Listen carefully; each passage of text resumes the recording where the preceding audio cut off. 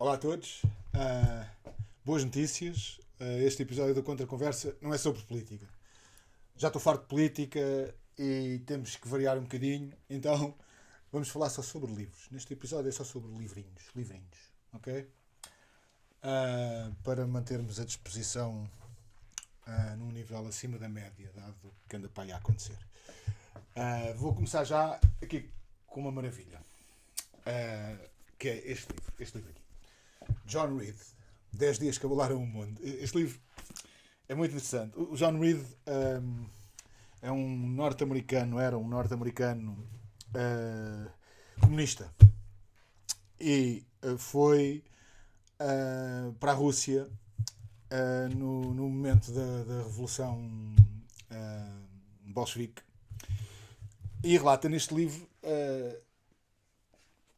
os acontecimentos de 10 dias essenciais ali de outubro de 1917 em São Petersburgo. Esta edição que eu tenho é brasileira, não é grande coisa. Não é por ser brasileira que não é grande coisa. Não é grande coisa, é uma edição de bolso, não, pronto. Mas isto, pelo menos a versão original em inglês vocês encontram na Amazon. Eu não sei, sinceramente, não tive o cuidado de ver se existe uma versão em português desta coisa.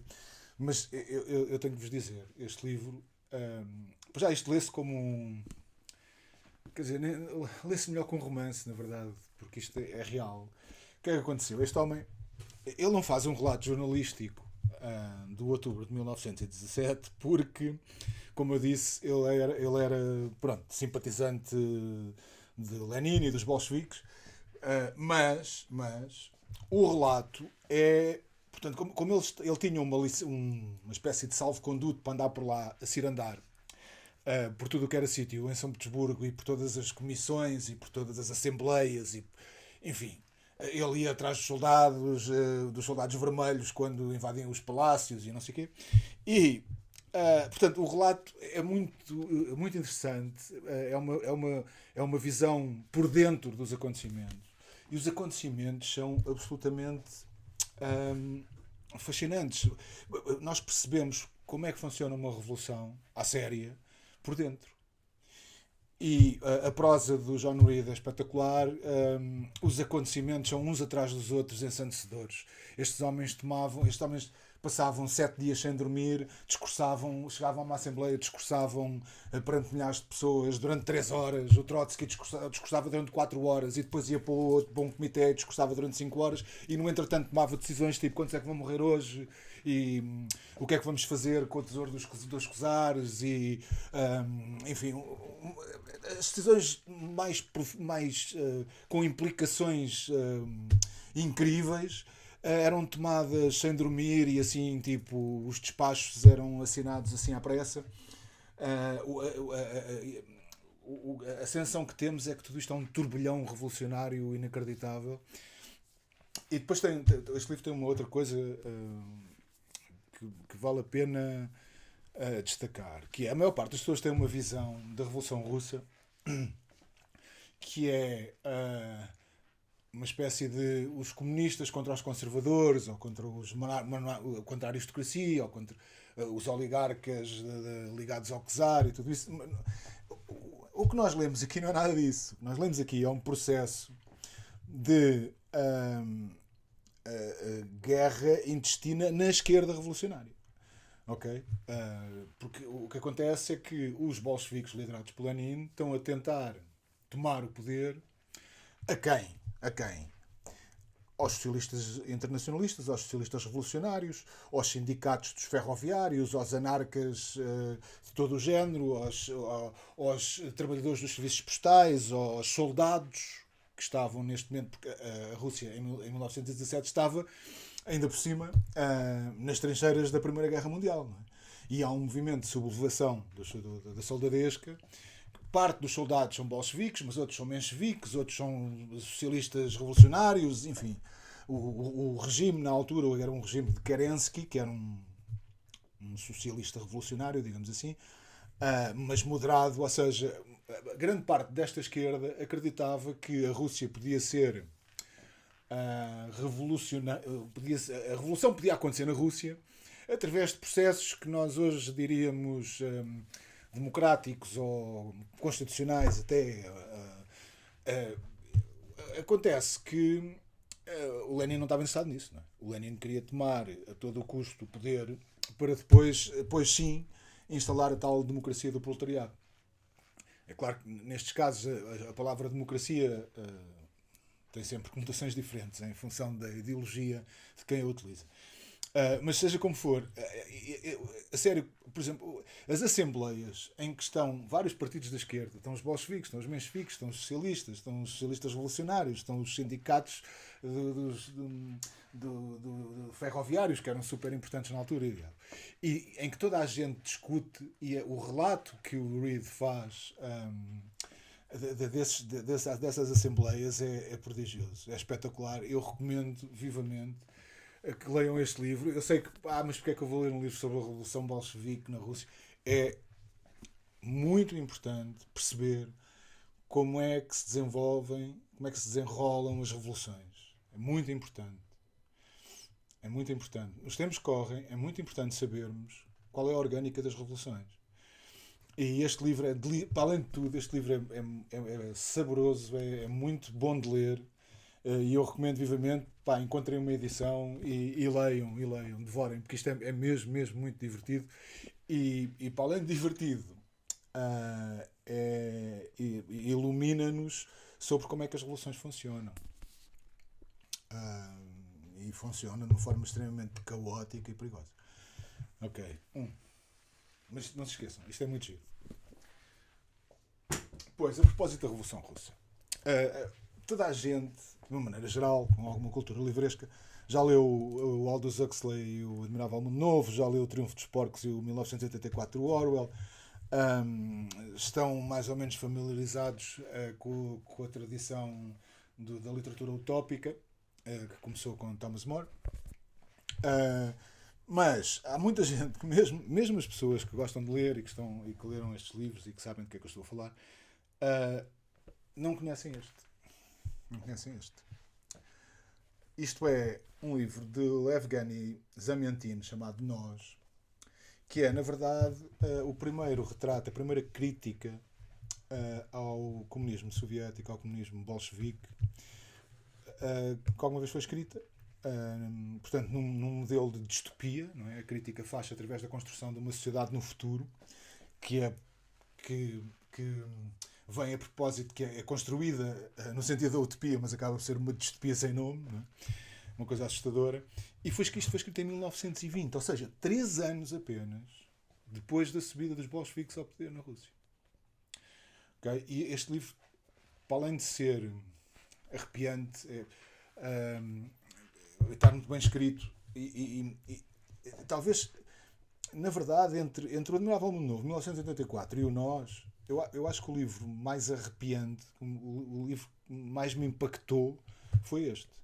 Porque a frieza das relações humanas, a total a retirada da alma das pessoas em favor de um regime totalitário é incrível. É mesmo incrível. E deixa-nos num silêncio de alma mesmo brutal. O Zamyatin tinha uma forma de escrever muito seca, pelo menos aqui. Eu não li mais nada dele, portanto também não posso estar aqui a generalizar, mas ele tem aqui uma maneira de escrever um pouco quase telegráfica, mas também com aqueles tiques do burocrata soviético. O livro, para além disso, tem uma circunstância curiosa, que é, nesta sociedade horrorosa que o Zamyatin cria, e que é, sem dúvida, uma crítica aos ideais utópicos de Lenin, que não haja dúvidas sobre isso. Há aqui uma história curiosa, que é os personagens do Zamyatin vivem numa sociedade em que não há privacidade nenhuma. As casas têm paredes de vidro e só o vidro só se torna opaco quando as pessoas praticam sexo, atividades sexuais. Mas essas atividades sexuais nem sequer decorrem do amor, nem de coisa nenhuma, da paixão, não, são determinadas pelo Estado. O Estado escolhe as pessoas para se procriarem. Olha, agora tu, por decreto, vais fazer um filho àquela senhora não sei onde. Pronto. E nessa altura, os vídeos das casas onde se praticam esses atos sexuais patrocinados pelo Estado, os vídeos tornam-se opacos. Okay? E esta sociedade de vídeos transparentes veio à conversa, já não me lembro bem, mas talvez tipo nos fim dos anos 80, princípio dos anos 90, porque o Álvaro Cunhal, não sei, provavelmente que nunca deve ter lido este livro, dizia que o Partido Comunista era um partido de paredes de vidro. O que ele queria dizer, obviamente, era que era um partido transparente e de pessoas honestas que não escondiam nada de ninguém. Mas, lá está, há sempre este problema do idealismo, que é um partido transparente, é de tal forma que não esconde nada de ninguém, e não esconde nada de ninguém de tal forma que as pessoas votam de braço no ar. Não é? O voto não é secreto no Partido Comunista. Não é? Eu agora já não sei, se calhar agora já é, mas não era. Como em nenhum sistema na União Soviética também não era. Os votos do comitê e tudo isso são de braço no ar, não é? Para que as pessoas sejam identificadas. Não é? Portanto, há sempre, por um lado, a transparência em certas circunstâncias é bem-vinda, por outro lado, é um pesadelo. Não é? Um pesadelo sem nome. Dependendo de como é que as coisas são levadas pelos regimes, e geralmente os regimes totalitários levam as coisas ao extremo, que é o caso aqui do Zamiantino. Eu vou só ler aqui um parágrafo, que é logo no princípio do livro, logo página 1, só para vocês perceberem o tom deste livro, que é soturno à brava. Pronto, só para dar o ambiente disto. Escreva estas coisas e sinto o meu rosto a arder. Sim, há que levar a cabo a integração, proceder à grandiosa e infinita igualização de tudo o que existe. Sim, há que distender a curva selvagem, reduzi-la a uma tangente, a uma assímptota, a uma linha reta. E isso porque a linha do Estado único é uma linha reta. A grande, a divina, a exata, a sábia linha reta, a mais sábia de todas as linhas. Enfim, eu recomendo vivamente isto. É uma pedra preciosa da literatura do século XX e é a primeira crítica às ideologias utópicas tipo comunistas ou outras, se isto serve para outras circunstâncias ideológicas também. Portanto, muito antes do Orwell e do Aldous Huxley fazerem a mesma coisa. É preciso dizer, as pessoas muitas vezes não têm consideração por isto, mas o Orwell começou por ser um socialista com simpatias pelo regime soviético. Ele depois, com o tempo, é que percebeu que as coisas, afinal, e daí depois ter escrito O Triunfo dos Porcos em 1984. Okay? O mesmo não se passava exatamente com Aldous Huxley, mas também o registro do Admirável Mundo Novo não é direcionado para a União Soviética, é direcionado para uma visão da tecnologia e da ciência transhumanista, que também está a acontecer hoje em dia. É tal história. Leram o Admirável Mundo Novo como um manual de normas e não como uma advertência. Enfim, adiante. Este já está. Isto é muito giro também. Isto está aqui cheio de recortes, eu peço desculpa dos papéis de fora. O Império Imóvel. Isto é o relato da primeira embaixada britânica enviada à China. O livro chama-se O Império Imóvel ou O Choque dos Mundos. É uma edição da Gradiva e é escrito por Alain Peyrefite, um senhor francês, salvo erro. O que é interessante aqui? Muita coisa. E eu não me vou alongar muito, mas basicamente esta primeira embaixada foi um fracasso sem nome. Porquê? Porque os britânicos, portanto, já bem conscientes do peso do seu império e da sua importância geoestratégica, chegam meio empertigados a Pequim, só para constatarem que os chineses não querem nem saber. Os chineses não acham que a China imperial pensava e continua a pensar que estava no meio do mundo, era o umbigo do mundo, era o país dono e senhor. Portanto, os ingleses tinham que ser vassalos do Império Chinês, não havia outra hipótese, porque toda a gente no mundo, segundo eles, era vassalo. Portanto, e é verdade que para o mundo conhecido durante muitos séculos, durante a história do Império, para o mundo conhecido dos chineses, era verdade. Se não prestassem vassalagem, depois pagavam o preço. Portanto, quando os ingleses chegam lá meio emportigados, como eu estava a dizer, os chineses, tipo, não, amigo, vens cá fazer o quê? Prestar vassalagem, está bem. De resto, nem estamos interessados. Uma coisa muito interessante é que os chineses achavam mesmo a tecnologia fruto já do iluminismo e tudo isso, que os ingleses traziam como mostra do seu protagonismo mundial e da sua vanguarda tecnológica e do seu conhecimento como civilização e tudo isso. Os chineses não vemos nenhum interesse nisso. Nós temos as nossas coisas e vivemos bem com elas e não vemos interesse.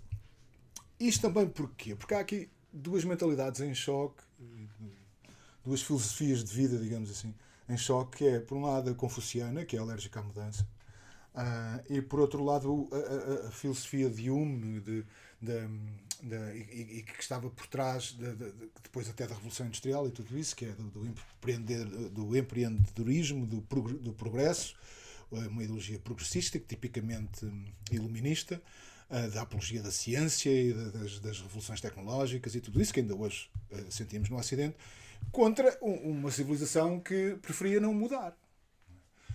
O Confúcio é um homem que se esforça. Grande parte da sua obra é para que as coisas sejam respeitadas como elas são e não para serem alteradas, adulteradas, mexidas, não, nem pouco mais ou menos. As hierarquias têm que permanecer, os costumes têm que permanecer, os ritos têm que permanecer e assim sucessivamente. Portanto, neste embate entre estas duas civilizações e estas duas filosofias, este livro é realmente muito interessante. É claro que depois o problema aqui é um problema formal, para além destes dilemas filosóficos e existenciais. Há um problema que é a primeira coisa que os burocratas chineses dizem ao embaixador McCartney, o Lord McCartney, é que ele tem que ajoelhar-se no chão se quer estar na presença do imperador. E o Lord McCartney tinha instruções claras para não o fazer. Chamava-se este ajoelhar o Kowtow. Ele sempre recusou fazer e isso criou enormes dificuldades, como podem imaginar. Tanto que bastava até, na presença até de um decreto assinado pelo imperador, os chineses tinham que ser... Os chineses e toda a gente tinham que se ajoelhar. Num decreto apenas. Vinha um burocrata que lia um decreto assinado pelo imperador e as pessoas têm que se ajoelhar perante o decreto. Agora imagine isto para os ingleses, lá está. Que não se ajoelhavam sequer perante o seu próprio rei, quanto mais perante o imperador da China. Isto criou muitos problemas. A embaixada acabou por fracassar redondamente. Embora, neste caso, os chineses acabaram por pagar o preço da sua estrita visão do mundo e do cosmos, porque passado umas décadas, como a diplomacia não funcionava, os ingleses pegaram numa frota e subiram o rio e basicamente tomaram Pequim e humilharam completamente o Império com uma frota de, eu não sei, mas calculo uns barcos. Não devem ter sido precisos muitos, porque a tecnologia era completamente diferente. A tecnologia dos ingleses era devastadora para a altura e para a altura do Império Chinês. E tomaram Pequim. E pagaram o preço a humilhação é essa, de que hoje ainda estão a recuperar. A verdade é essa. E isto é uma civilização, eu não estou aqui a denegrir a civilização chinesa, que é uma civilização que eu por acaso tenho e tenho cada vez mais interesse e que respeito imenso. Eu tenho, como direi, um respeito enorme pelos ensinamentos de Confúcio. Algumas facetas da mentalidade oriental que me seduzem imenso, até porque, como conservador, o Confúcio tem que estar nos meus primeiros autores, como é óbvio. Portanto, não é isso, é só. Estou a falar deste livro e do relato desta primeira embaixada. Depois, tenho aqui uma coisa muito interessante. Lord Macartney, An Embassy to China, que é, este livro é escrito, uma das fontes deste livro é esta. É o relato, o diário que o Lord Macartney, como embaixador, escreveu da viagem e depois das vicissitudes da embaixada. Não é? E o livro é muito interessante, o diário dele é muito interessante. Este era um homem com alguma sensibilidade, em certo sentido era um perfeito diplomata, um homem com uma sensibilidade para a sua missão muito grande, mas mesmo ele, depois o livro está muito bem ilustrado, isto é uma coisa da Folio, que é uma grande editora britânica, os livros são sempre muito bonitos, da Folio Society. E tem esta, para mim, quando foi, acho que foi o meu sogro que me ofereceu este livro, eu fiquei todo contente porque quando me apercebi, mas espera lá, isto é a fonte, isto é uma das fontes daquele livro que eu gostei imenso do Império Imóvel. Ok, penso que estamos falados sobre isto. Eu esqueci-me aqui de uma coisa, eu queria ler aqui uma. Desculpem lá, vamos voltar ao John Reed. Porque eu queria ler aqui um parágrafo muito giro, pá. Ver se eu encontro. Eu não sei se encontro, pá. Eu marquei. Está aqui. Fiz uma coisa que não se deve fazer, que foi dobrar uma página. Não se dobram as páginas aos livros, que é muito feio. Bom, mas adiante. Que é... ok. Isto é só para dar uma ideia. Do bulício da coisa que era a revolução, a praxis da revolução bolchevique. Ele escreve assim, é só um parágrafo. Imagine-se a mesma luta em todos os quartéis da cidade, em todos os distritos, em toda a frente, na Rússia inteira. Imagine-se em todos os quartéis os crilencos caindo de cansaço, correndo de um lugar para o outro, discutindo, ameaçando, suplicando. Imagine-se, finalmente, as mesmas cenas em todos os sindicatos, nas fábricas, nas aldeias, em todos os navios da esquadra espalhados pelos mais longínquos mares. Imagine-se, em todo o país, centenas de milhares de russos, de operários, camponeses, marinheiros, com os olhos cravados nos oradores, esforçando-se intensamente para compreender e, em seguida, resolver, pensando com todas as suas forças, para, afinal, com a mesma unanimidade, tomar idêntica decisão. Eis o que foi a Revolução Russa. Giro, pá. Este livro é mesmo giro. Continuando. Três Imperadores. Eu estou aqui a mostrar livros que... Agora, olhando para isto, na verdade, só há... nos livros que eu vou falar hoje, só há dois que eu estou a ler atualmente. Outros eu fui buscar assim, pá, por acaso fui à biblioteca e fui tirando. Porque são livros que são importantes. Não quer dizer que não haja outros que eu depois, com mais tempo, também falarei, mas e que são giros, mas não há assim nenhum critério. Tipo, só dois deles, penso eu, é que estou a ler neste momento. Este já li há uns anos. Este livro eu recomendo também vivamente. Para quem gosta de história, este livro é fabuloso. Os Três Imperadores. Quem são os três? Isto é da Miranda Carter e é da Texto, editora. Quem são os Três Imperadores que fala este livro? Os Três Imperadores são o Rei Jorge V, o Kaiser Guilherme II e o Czar Nicolau II. Portanto, o Rei Inglês, o Kaiser Alemão e o Czar Russo, que eram os monarcas dos seus países no momento em que estala a Primeira Guerra Mundial. O que é que eles têm em comum? São primos direitos, são netos da Rainha Vitória. E, para além disso, davam-se muito bem, eles tratavam-se mais ou menos como irmãos, eles passaram muito tempo juntos enquanto crianças e adolescentes, tinham uma relação muito próxima. Ler as cartas deles antes da Primeira Guerra, ler as cartas deles eram cartas que se enviam a irmãos que se estimam, basicamente. Eles, inclusive, depois tinham esta particularidade que eles parecem fotocópias uns dos outros. São todos muito parecidos. Porque é que são parecidos também? Porque são fruto de inbreeding durante séculos e séculos destas famílias. Por trás de tudo isto, eu não sei se as pessoas têm consciência, mas esta Rainha Vitória era alemã, era Coburg. Ok? E tanto que os seus descendentes, depois na Primeira Guerra Mundial, o rei Jorge renomeia a dinastia de Coburg para Windsor, porque Coburg não ficava lá muito bem, não é? Por causa da situação da guerra com a Alemanha. Mas, e portanto, todos eles são parecidos porque são todos, basicamente, são todos vindos das grandes famílias reais de genes alemã do coração da Europa. Tinham também muito a ver com os Habsburgos. Depois nós portugueses também tivemos monarcas. A dinastia dos Braganças também está muito ligada a estas famílias. Mas adiante, para além deste livro estar prodigiosamente descrito, mas mesmo isto lê-se como um romance, o livro é espetacular, da Miranda Carter, é mesmo genial. Eu gostei mesmo muito deste livro, mesmo muito, gostei muito de o ler. Nós percebemos de facto que aquela ideia de que nos vinha também do Tratado de Westfália e uma certa ideia nas monarquias ocidentais de que se eles casassem uns com os outros e fossem todos da família não andavam à porrada. É uma consequência não só da própria mentalidade das famílias reais europeias, mas também do Tratado de Westfália, em que se procurava uma paz, digamos, eterna na Europa. Não durou muito.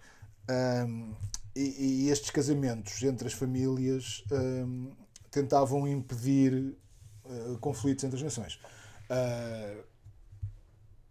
Comprovou-se depois na Primeira Guerra Mundial que nem isso ajuda muito. Há aqui vários episódios muito curiosos que este livro conta. Um deles é este.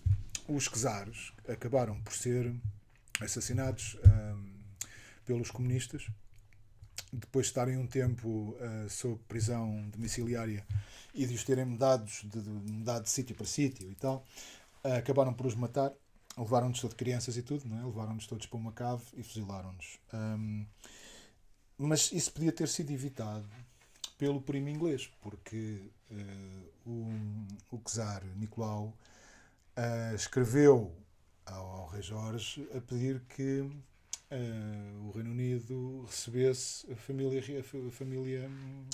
dos Romanov, e o rei, por várias questões, o rei Jorge, por várias questões, recusou receber o primo. Porque nós também temos que perceber aqui uma coisa. O rei Jorge era um monarca constitucional, tanto Guilherme como Nicolau eram representantes do antigo regime, digamos assim. E eram monarcas mais ou menos absolutos, ainda em pleno século XX. Não é? E isso deixava o rei Jorge num gume complicado em termos políticos. E isso levou à recusa.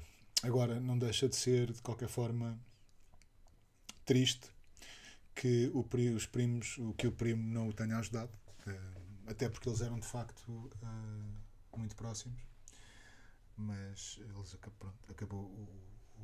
rei britânico acabou por recusar recebê-los e eles foram fuzilados pelos comunistas. Mas de qualquer forma, vale a pena, sério, vale a pena.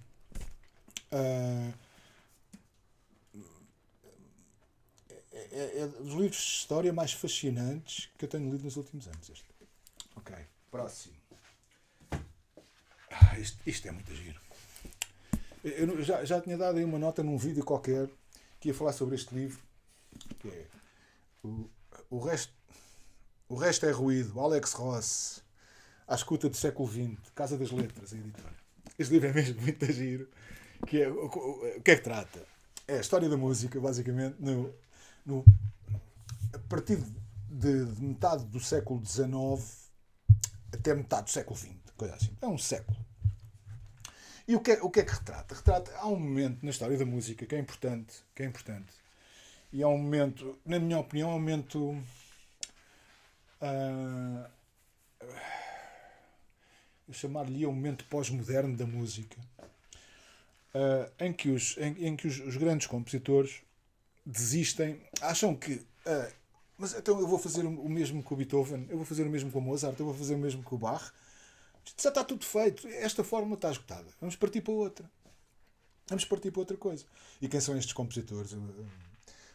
Mahler, Stravinsky, o Strauss Filho, enfim. Na verdade, são os compositores que iniciaram aquilo que hoje nós chamamos de música erudita. E que começaram.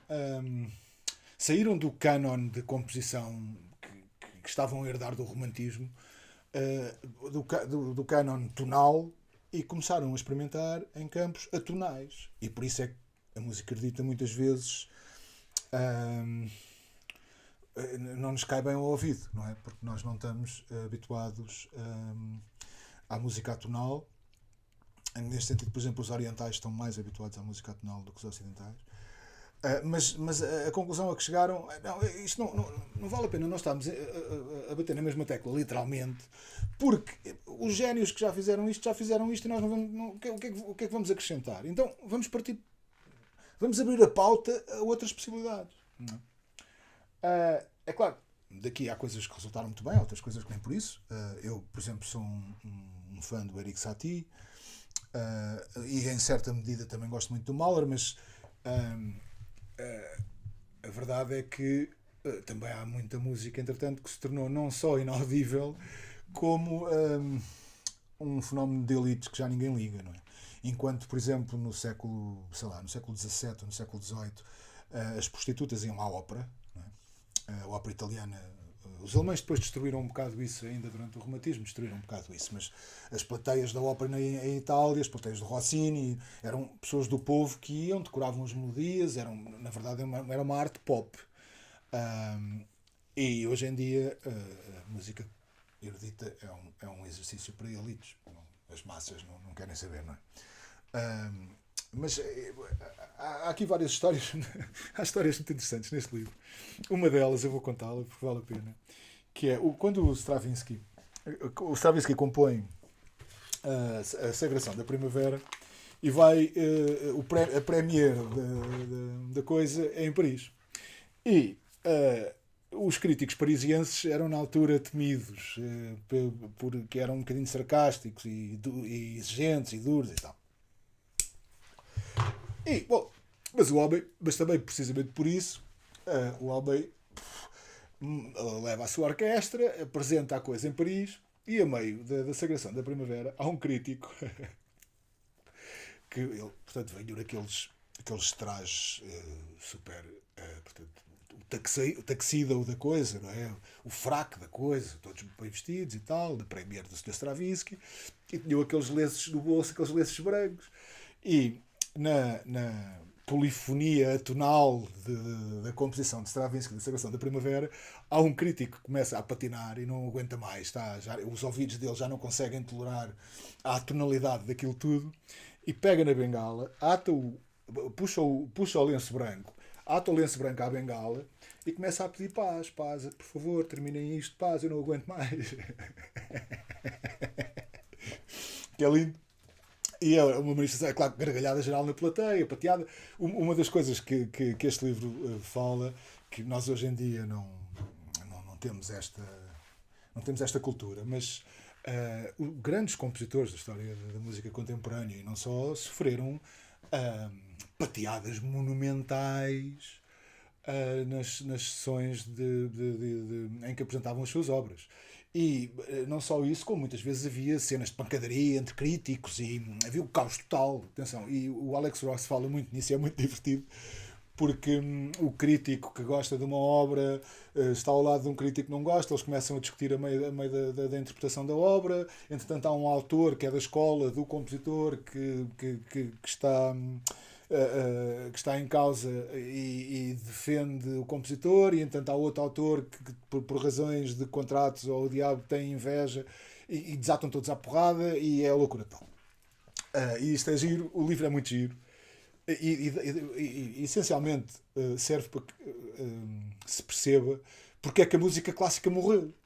Porque é que hoje não se faz música clássica, digamos assim. Quer dizer, faz música clássica do género mais comercial para, como banda de sonora de filmes e diabo, mas ninguém. Quer dizer, tirando para aí como é que se chamava o homem que fazia o Williams, John Williams, tirando o John Williams, que de facto é o compositor que tem nome porque fez obras do género a banda sonora de Guerra das Estrelas, do Indiana Jones, enfim, vários filmes, e é um homem de grande talento e que respeito aos cânones da música clássica. Não temos grandes compositores com a missão de fazer o género de música que fazia Beethoven, não o diabo. O que, a meu ver, é uma pena, muito sinceramente, é uma pena, mas é como é. E este livro ajuda-nos a perceber como é que isso aconteceu e qual foi o processo e tal. E muito giro, muito giro, muito giro. Ok. Desculpem lá, eu saio de cena assim, né? Depois, agora coisas mais sérias. Marco Aurélio. Marco Aurélio. Isto também é uma edição da Folio, eu tenho isto em inglês, mas eu recomendo que arranjem uma tradução em português. Se não bem com o inglês, mas é igual também, isto não foi escrito nem em inglês nem em português, isto foi escrito em grego. Portanto, por acaso não tenho agora, estou a pensar nisto, não tenho a certeza se foi escrito em grego, se foi escrito em latim. Mas pronto, adiante. Meditações de Marco Aurélio. Okay. O que é que são as meditações? Isto é muito interessante. O Cotra já tem conteúdos. Se vocês tiverem interesse em pesquisar em Marco Aurélio no Cotra, vão encontrar conteúdo. Quem é o Marco Aurélio, em primeiro lugar? Um imperador romano, portanto, é um imperador antonino e é considerado um bom imperador. Também não faltava mais nada. É claro que foi um bom imperador. Na minha modesta opinião, foi o único rei filósofo da história da humanidade. Até se alguém souber de um outro rei filósofo deste calibre, de calibre nenhum, se alguém souber de outro rei filósofo, por favor, na caixa de comentários ou no e-mail do Contracultura, digam-me, porque eu agradeço. Não, isto não é. Porque eu não tenho conhecimento de mais nenhum rei filósofo na história da humanidade. Considerem o que é uma pessoa que tem todo o poder, portanto, imperador romano, okay? No auge, no apogeu do Império, um homem que tem todo o poder do mundo e que faz cotidianamente um exercício de contenção. Ele na verdade, ele queria fazer outra coisa, ele não queria ser imperador. Ele sofre imenso com o poder, ele sofre emocionalmente e sofre filosoficamente, sofre existencialmente pelo poder que tem em mão. E o que é que são as meditações? As meditações é o diário. E o que é que nos diz o diário? Revela-nos um homem em constante conflito com o poder que tem. E é a todos os títulos das coisas mais bonitas que podemos ler. Marco Aurélio era um homem tinha um conhecimento, por exemplo, sobre a natureza humana absolutamente incrível. Ele era um filósofo da escola do Epicteto, portanto, um homem de grande austeridade, de uma enorme profundidade de pensamento sobre aquilo que é realmente importante e aquilo que é subsidiário. E sobretudo um exercício que é de mim para mim, uma luta constante entre os meus instintos e aquilo que na verdade serve melhor, não me serve tão bem a mim, mas serve melhor aos outros. Neste sentido, o Marco Aurélio é cristão antes de Cristo. E é muito interessante, este diálogo interior é mesmo muito interessante, porque a única pessoa que pode domesticar Marco Aurélio é Marco Aurélio, não é? Porque ele é o imperador romano, ninguém o pode domesticar, só ele é que se pode domesticar a ele próprio. E depois é de tal forma, o registro é de tal forma confidente que Marco Aurélio, quando morreu, pediu para que o diário fosse queimado. Só que houve um palhacinho qualquer que disse: não, isso é melhor. Bem, ainda bem, mas que desrespeitou a ordem e o copiou e o divulgou. Uh, entre outras pérolas que podemos encontrar neste livro, vou citar só aqui uh, uma ou duas que são famosas, provavelmente as pessoas já que estão a ouvir já ouviram estas frases. Aquilo que não tem utilidade para o enxame não é útil à abelha. Reparem, aquilo que não tem utilidade para o enxame não é útil à abelha. Lá está o interesse pessoal e o interesse do coletivo em conflito. Mas há coisas. A melhor vingança é não seres como o teu inimigo. Se nos queremos vingar de alguém, a melhor vingança é não sermos como esse alguém. Tão bonito. Depois esta é boa. Porque o Marco Aurélio é muito fácil de citar, porque as meditações, os textos são curtos, muitas vezes são parágrafos que ele enumera. Portanto, está numerado em livros e depois em pequenos textos, em pequenas reflexões, meditações. Então é muito fácil de o citar porque é tudo muito rico. Esta, por exemplo, a injustiça é um pecado. A natureza constitui seres racionais para seu próprio e mútuo benefício, cada uma ajudando os seus semelhantes de acordo com o seu valor, e não há bom senso em fazê-los sofrer. E antagonizá-la é claramente pecar contra, entre todas, as mais venerandas divindades. Ou seja,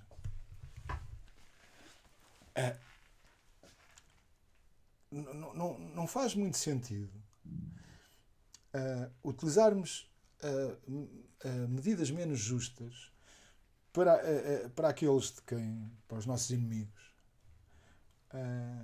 porque isso na verdade acabará por prejudicar toda a sociedade e não só os nossos inimigos. E esta consciência de justiça do Marco Aurélio era incrível. E depois, como eu disse, um conhecimento profundo da natureza humana. Olha, esta citação aqui é linda. Algo que nunca cessa de me espantar. Todos nos amamos mais a nós do que aos outros, mas preocupamos-nos mais com a opinião dos outros do que com a nossa. Tal e qual. E esta é uma questão que é recorrente. Muitas vezes as pessoas perguntam, até por causa da contracultura e tudo isso, se eu não tenho, por exemplo, se não tenho problemas em dar a cara, ou o que é que vão pensar, eu não quero saber, sinceramente, eu não quero saber, eu não tenho o mínimo problema com aquilo que os outros pensam de mim. Eu tenho um problema com aquilo que eu penso de mim próprio. Ou seja, que os outros, por esta ou por aquela razão, achem isto ou aquilo, não é que não se possa ter em conta, claro, vivemos em sociedade, mas o mais importante é eu estar bem aqui com a minha caiximónia e ter um comportamento que eu acho que é o correto. Em tudo. Também com os outros, um comportamento também com os outros, mas, por exemplo, em relação a defender as minhas convicções e tudo isso. Isso é mais importante. E depois se as pessoas acham que eu sou, sei lá, um teórico da conspiração ou um negacionista da ciência, já é irrelevante. É um bocadinho irrelevante. Eu estou a cumprir aquilo que eu acho que devo cumprir. E esta assunção do Marco Aurélio tem a ver com isso. Que é, se gostamos tanto de nós próprios, porque é que nos preocupamos tanto com a opinião dos outros? Depois há talvez a frase que o Ridley Scott popularizou no Gladiador, através da boca do Russell, do ator, que é: o que fazemos em vida ecoa na eternidade, que é um grito de guerra no Gladiador, no filme Gladiador. O que fazemos em vida ecoa na eternidade. Que frase, pá, que frase. Mas talvez o mais importante aqui é uma pergunta que eu faço muitas vezes e que já escrevi no Contracultura, que é: imaginem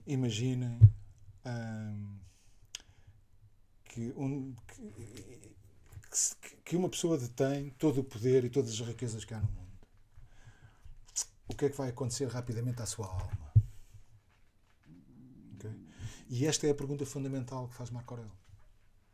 Eu tenho que abdicar de todo este poder, desta omnipotência que me traz o Império, para salvar a minha alma. Okay? E nós, muitas vezes, na vida, se abdicarmos de tipo de confortos materiais também estamos mais próximos de salvar a nossa. Não quero estar aqui sempre moralista, mas é o que eu acho. Muito bom isto. Meditações. Marco Aurélio. Ok. Agora, bom, eu sei que a minha audiência do contra, que calculo seja de direita, mais tendencialmente de direita, não deve, por razões ideológicas, e eu acho que muitas vezes por preconceito, não deve ter grande simpatia por um senhor chamado José Saramago. Mas eu confesso que sou um grande admirador de Saramago, um fã do Saramago. Acho que está em competição direta com os monstros sagrados da literatura portuguesa, no sentido da qualidade da sua prosa e da sua poesia. Mas pronto, não vale a pena falar muito sobre o Saramago em termos jornalistas, porque toda a gente sabe o que é que estou a falar, mas vale a pena falar sobre isto, porque é uma obra mais ou menos desconhecida. Que é, isto é um bocado calhamaço, mas é o relato de uma viagem a Portugal, feita por Saramago. Só na prosa inacreditavelmente bela de José Saramago.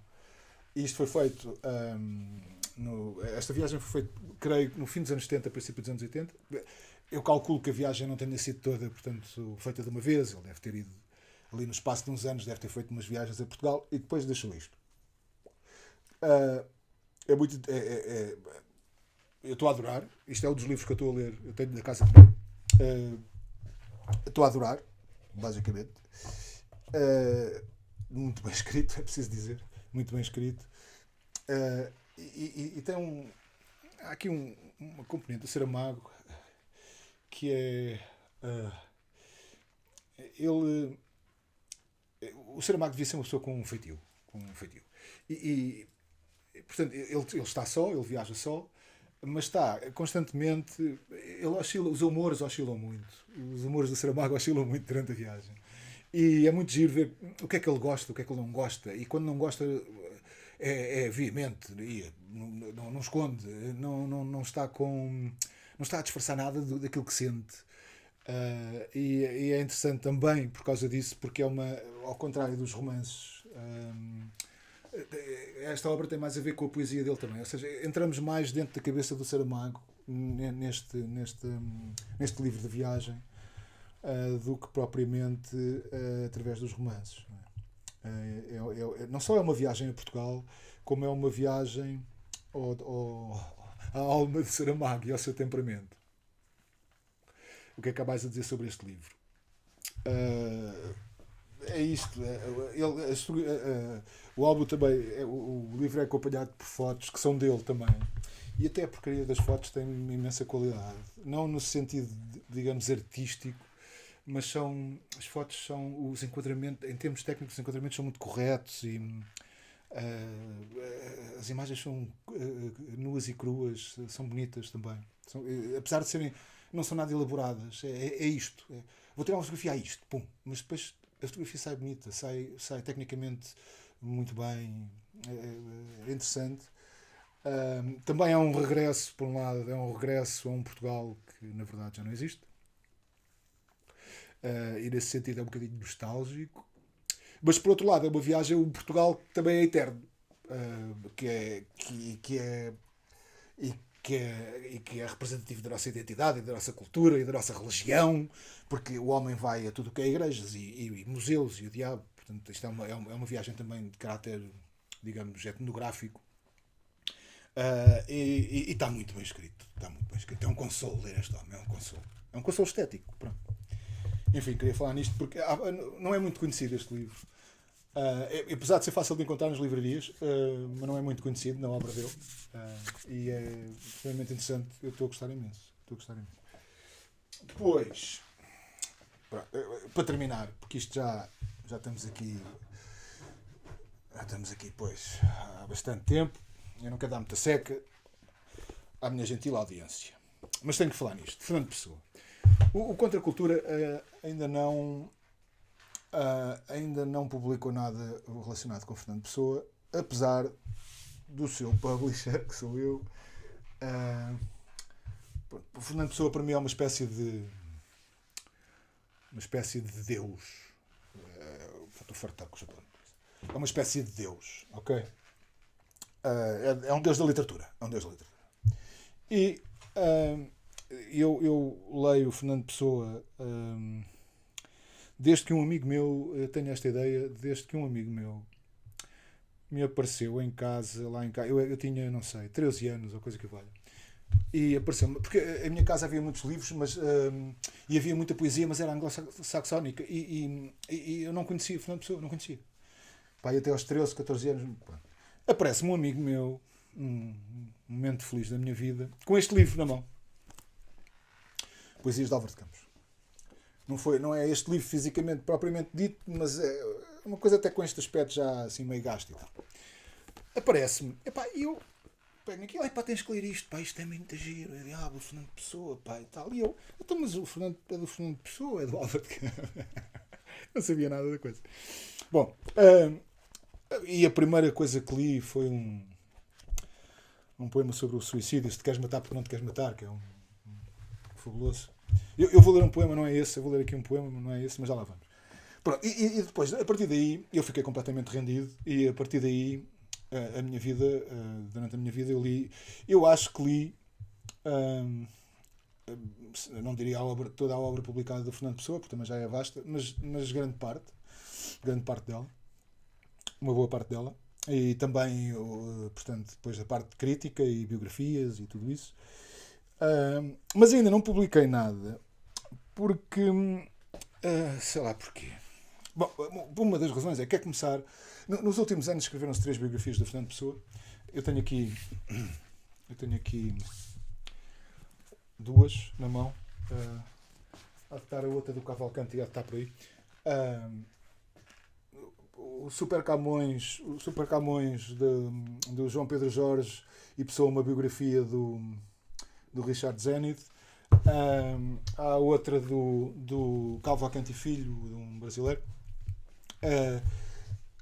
E estou a trabalhar, neste momento, para fazer uma recensão crítica sobre essas biografias. E essa vai ser o primeiro conteúdo sobre Fernando Pessoa que eu vou publicar no Contra. Tenho um artigo por publicar, já foi escrito há uns anos e foi publicado até num outro site, no Deus me livre, sobre a impossibilidade do alcoolismo em Fernando Pessoa. É um ensaio. Eu tenho esta ideia que o conceito que nos vendem do que Fernando Pessoa era era um alcoólico e um opiómano e um tipo um bocado que se passeava indolente pelas ruas do Chiado, não compagina com a obra que ele deixou. Só para vos dar aqui esta ideia, está aqui esta compilação do Jerónimo Pizarro e do Patrício Ferrari.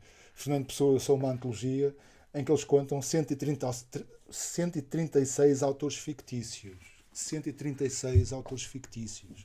É claro, a maior parte deles são autores que, na verdade, não deixaram obra. São projetos do Fernando Pessoa para a obra que ele poderia escrever mais à frente. Os óculos todos tortos, porquê? Está melhor. Portanto, um homem que deixou a obra que ainda não está completamente, que ainda não é completamente conhecida e que provavelmente ainda há coisas para editar e que já é uma obra absolutamente monumental, não pode ser um alcoólico e muito menos um opiómano. O consumo do ópio implica momentos de letargia, meu Deus, muito dificilmente, enfim. Mas isso é uma outra conversa. Isto é só para dizer que em breve vou começar a publicar conteúdos sobre a pessoa, porque ele merece e porque o Contracultura lhe deve isso. Por hoje, há uma questão sobre a poesia. Há muita gente alérgica à poesia, porque a poesia ou é secante, ou é enigmática, ou é ininteligível, ou não interessa para a vida, ou conceitos deste género. Eu não tenho essa opinião, mas talvez o autor em língua portuguesa que mais anule essa ideia é o Álvaro de Campos. Eu vou ler-vos um poema do Álvaro de Campos, que não pode ser mais terra a terra e que não pode. E que procura até ensinar-nos qualquer coisa sobre a vida prática, a vida cotidiana, banal, das coisas corriqueiras. Sem deixar de ser mordaz, sem deixar de ser divertido e sem deixar de ser fruto da pena do aquele que é, para mim, o primeiro autor da língua portuguesa. Dá-me licença, vou ler aqui este. Vou tentar ler, espero que a coisa corra bem. Cruzou por mim, veio ter comigo numa rua da Baixa, aquele homem mal vestido, pedinte por profissão, que se lhe vê na cara, que simpatiza comigo e eu simpatizo com ele, e reciprocamente, num gesto largo, transbordante, dei-lhe tudo quanto tinha, exceto, naturalmente, o que estava na algibeira onde trago mais dinheiro. Não sou parvo, nem romancista russo aplicado, e romantismo sim, mas devagar. Sinto uma simpatia por essa gente toda, sobretudo quando não merece simpatia. Sim, eu sou também vadio e pedinte. Eu sou também por minha culpa. Ser vadio e pedinte não é ser vadio e pedinte. É estar ao lado da escala social. É não ser adaptável às normas da vida. Às normas reais ou sentimentais da vida. Não ser juiz do Supremo, empregado certo, prostituta. Não por ser pobre a valer, operário explorado. Não ser doente de uma doença incurável. Não ser sedente da justiça ou capitão de cavalaria. Não ser, enfim, aquelas pessoas sociais dos novelistas que se fartam de letras porque têm razão para chorar lágrimas e se revoltam contra a vida social porque têm razão para isso supor. Não. Tudo menos ter razão. Tudo menos importar-me com a humanidade. Tudo menos ceder ao humanitarismo. De que serve uma sensação se há uma razão exterior para ela? Sim, ser vadio e pedinte, como eu sou, não é ser vadio e pedinte, o que é corrente. É ser isolado na alma, e isso é que é ser vadio. É ter de pedir aos dias que passem e nos deixem, e isso é que é ser pedinte. Tudo mais é estúpido como um Dostoiévski ou um Gorky. Tudo mais é ter fome ou não ter que vestir. E mesmo que isso acontece a tanta gente que nem vale a pena ter pena da gente a quem isso acontece. Sou vadio e pedinte a valer, isto é, no sentido translato. E estou-me rebolando numa grande caridade por mim. Coitado do Álvaro de Campos, tão isolado na vida, tão deprimido nas sensações. Coitado dele, enfiado na poltrona da sua melancolia. Coitado dele que, com lágrimas autênticas nos olhos, deu hoje, num gesto largo, liberal e moscovita, tudo quanto tinha, na algibeira em que tinha pouco, àquele pobre que não era pobre, que tinha olhos tristes, por profissão. Coitado do Álvaro de Campos, com quem ninguém se importa. Coitado dele, que tem tanta pena de si mesmo. E sim, coitado dele. Mais coitado dele que de muitos que são vadios e vadiam, que são pedintes e pedem, porque a alma humana é um abismo. Eu é que sei. Coitado dele. Que bom poder-me revoltar num comício dentro da minha alma, mas até nem parvo sou. Nem tenho a defesa de poder ter opiniões sociais. Não tenho, mesmo, defesa nenhuma. Sou lúcido. Não me queiram converter a convicção. Sou lúcido. Já disse, sou lúcido. Nada de estéticas com o coração. Sou lúcido. Merda. Sou lúcido. Ok. Isto é Álvaro de Campos. Isto é poesia. E isto diz-nos qualquer pessoa já sentiu algo parecido com isto cá dentro, a mexer. Não é? As feridas que onde o Álvaro de Campos e toda a literatura do Fernando Pessoa, na verdade, as feridas que ele quer tocar, que ele quer abrir, quer meter lá o dedo nas feridas que nós temos cá dentro, são comuns. E muitas vezes a literatura da Pessoa ajuda-nos a resolver essas feridas, ou pelo menos a viver com elas. Neste sentido que é, porra, eu já sentia isto, mas se a Pessoa também sentiu, se calhar, pá, não sou o único, se calhar isto não é assim tão mau, se calhar isto é natural. Eu posso dizer que isso aconteceu muitas vezes a ler Fernando Pessoa. Pensar, epá, eu já tive esta sensação. E se calhar julguei-me mal, se calhar não me entendi a mim próprio. E o Pessoa ajuda-nos a entendermos a nós próprios. Principalmente a nós próprios portugueses. Nós próprios portugueses. E pronto, amigos, é isto. Deve-me ter faltado aqui, como sempre, coisas imensas por dizer, mas isto saiu assim. E é assim que vai ficar. Obrigadíssimo pela vossa gentileza, pela vossa atenção e por acompanharem o Contra. Um grande abraço para todos e muito obrigado.